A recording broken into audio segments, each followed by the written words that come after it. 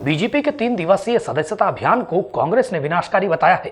कांग्रेसी नेताओं का कहना है कि बीजेपी विकास विरोधी है, उसके लिए व्यक्तिगत स्वार्थ सबसे ऊपर है।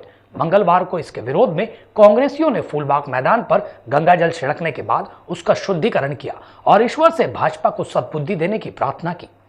भाजपा का 3 दिवसीय सदस्यता अभियान अभी भी राजनीतिक मुद्दा बना हुआ है। कांग्रेस इसे भुनाने में कोई कसर छोड़ना नहीं चाहती। ग्वालियर में शनिवार, रविवार और सोमवार को बीजेपी ने महा सदस्यता अभियान आयोजित किया था और ग्वालियर चंबल संभाग के 8 जिलों के कार्यकर्ताओं को भाजपा की सदस्यता दिलवाई गई थी। आज कांग्रेसी फूलबाग मैदान में स्थान के शुद्धिकरण के लिए एकत्र हुए थे। उन्होंने वहां पर भाजपा मुर्दाबाद के नारे लगाए और मैदान पर अपने साथ लाए गए गंगा जल को छिड़का। इस दौरान ईश्वर से प्रार्थना की गई कि बीजेपी को सद्बुद्धि प्रदान करे। आदरणीय अशोक शर्मा जी द्वारा ये कार्यक्रम रखा गया। मुख्य बात उनका जो मैसेज है और जो हमारा यूथ कांग्रेस फ्रंटल ऑर्गेनाइजेशन का मैसेज है वो एक ही है कि आप ये बताइए कि भाजपा विकास की तरफ लेके जा रही है कि विनाश की तरफ लेके जा रही है। विकास होती है उन्नति प्रगति, विनाश होता है कि जहां जनता को कोरोना जैसी महामारी के दौरान उसी क्षेत्र में, उसी ग्राउंड के अंदर जहां पर व्यक्ति खेलता है, जहां पर व्यक्ति टहलता है, जहां पर हर व्यक्ति शाम को इकट्ठा होता है, वहां ये बीमारी देकर विनाश की तरफ लिया जा रहा है। मुद्दे की बात 144 धारा का उल्लंघन नहीं है, मुद्दे की बात संविधान का उल्लंघन नहीं है, मुद्दे की बात अगर यही प्रोग्राम कांग्रेस इकट्ठा करती है तो क्या कहा जाता है कि कांग्रेस को कोरोना महामारी का लिहाज नहीं है। और जब यही प्रोग्राम 3 दिन मिलकर भाजपा सरकार ने किया तब कौन सी कोरोना, कहाँ की कोरोना। इसका मतलब यही है हमारा। और चला गया था 3 दिन कोरोना छुट्टी पे तो गया ही गया। मुझे लगता है कोरोना इन्होंने विदेशी भगा दिया चाइना की तरफ, जो मुझे लगा भाजपा। आज आपने शुद्धिकरण कराया, किस तरीके से शुद्धिकरण कराया? शुद्धिकरण हमारे अशोक शर्मा जी ने कराया। वो इस मैसेज है फूलबाग मैदान में कराया। उसका एक सिंपल मैसेज है क्या कि इस जगह को जब हम अपने पाप धोने जाते हैं, गंगा मैया में डुबकी लगाने जाते हैं तो शुद्धिकरण करते हैं खुद का। तो इस गंगा जल इस ग्राउंड पर डाल के उन्होंने इस ग्राउंड को शुद्ध किया है उन सभी भाजपा नेताओं द्वारा जिन्होंने यहाँ पर गंदगी फैलाई। कमलनाथ जी ने मुझे गंगा जल अभियान का चंबल संभाग प्रभारी बनाया है। चंबल संभाग में 16 विधानसभाएँ आती हैं और 16 विधानसभा में जो है हमारा जाना रहेगा और 16 विधानसभा में 16 हमारे गंगा जल प्रभारी भी रहेंगे, जो 16 विधानसभा तक जो है जल का प्रोक्षण करवा सकें और जनता के बीच में गंगा जल को पहुंचा सकें। यह हमारा अभियान बिल्कुल रेगुलर चलता रहेगा जब तक हमारा चुनाव नहीं हो जाएगा, जब तक जो है गंगा जल अभियान का प्रारंभ यह है कमलनाथ जी।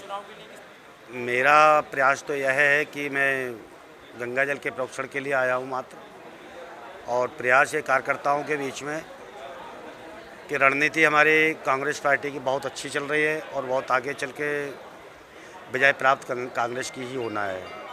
इन गद्दारों को एक वोट नहीं मिलेगा, ये कितना भी प्रयास करें, कितना भी जेल में पहुंचाएं या कार्यकर्ताओं को कितना भी नुकसान पहुंचाएं। क्या पूरा अभियान? जिस प्रकार से मध्य प्रदेश के अंदर लोकतंत्र के साथ खिलवाड़ किया गया है, जिस प्रकार से जनता के विश्वास के साथ खिलवाड़ किया गया है, जिस प्रकार से जनता की आस्था और विश्वास को तोड़ा गया है, ये शुद्ध के लिए युद्ध है। ये प्रयास है कि गंगा जल डाल के उस वातावरण को शुद्ध किया जाए और जनमानस की जो भावना है उस भावना के अनुरूप जनता ने ये तय कर लिया है कि वो कांग्रेस पार्टी के साथ न्याय करेगी और कमलनाथ जी को पुनः मुख्यमंत्री बनाएगी, क्योंकि कमलनाथ जी ने अपने अल्प कार्यकाल के अंदर जिस प्रकार से जनता के हितों के लिए काम किया, 15 साल के भाजपा के कुशासन से जो बिजली के दरों में भारी कटौती कर जो एक आम गरीब जनमानस को बहुत बड़ी राहत दी थी। आप देख रहे हैं एक तरफ कोरोना महामारी की मार, ऊपर से हजारों रुपए के बिजली के बिल थमाए जा रहे हैं। हम पुरजोर मांग करते हैं कि कोरोना महामारी के जितने भी बिल हैं वो पूर्णतः माफ करें मानवीय आधार पर, और ये बढ़े हुए बिजली के बिल देना तत्काल बंद करें। मैं पुनः कहना चाहता हूं कि जिस प्रकार से जनता का सहयोग कांग्रेस पार्टी को लगातार मिल रहा है, ये तय है कि जनता ने तय कर लिया है कि कांग्रेस की सरकार पुनः मध्य प्रदेश में बनेगी और कमलनाथ जी मुख्यमंत्री होंगे। जनता ने 100%। अब देखना होगा कि भाजपा इस शुद्धिकरण कार्यक्रम के बदले में क्या मुद्दा लेकर आती है। Bureau report, Khabarban news, Gwalior.